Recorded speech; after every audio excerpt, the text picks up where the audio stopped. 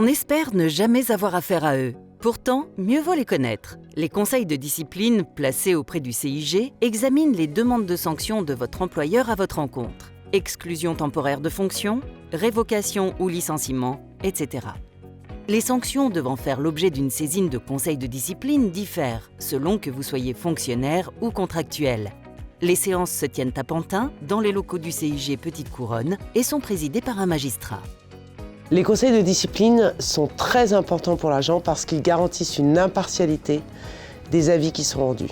Présidés par un juge, avec les représentants des employeurs et des agents. De fait, on est éloigné de la collectivité, on est éloigné de la problématique et on rend un avis qui est neutre par rapport à la collectivité et aux circonstances dans lesquelles la faute s'est déroulée. Souvent, la collectivité arrive avec un dossier à charge, mais les éléments de défense de l'agence sont extrêmement importants. L'essentiel est de replacer ce qui s'est passé donc, dans le contexte et de pouvoir voir s'il y a faute. Ça, c'est la première chose. Et deuxièmement, si la sanction est proportionnée à la faute.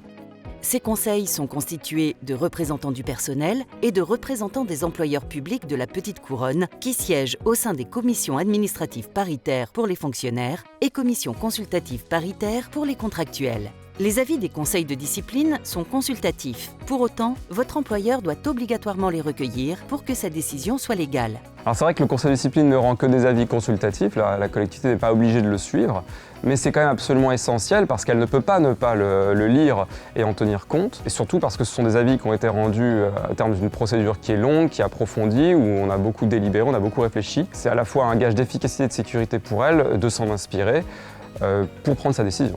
Il existe un conseil de discipline pour chaque catégorie hiérarchique, A, B et C en CAP, et à partir de janvier 2023, il y aura un conseil de discipline unique pour la CCP. Je conçois mon rôle comme un rôle de conseiller.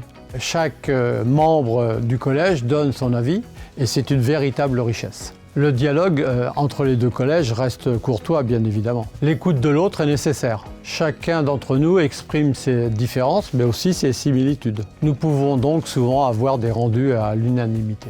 Le CIG assure uniquement le secrétariat. Il n'intervient pas dans les avis rendus par les conseils de discipline, totalement indépendants. Mon rôle est de bien défendre les agents, de les rencontrer si c'est possible afin de comprendre les situations et de les défendre au mieux de leurs intérêts auprès du conseil de discipline.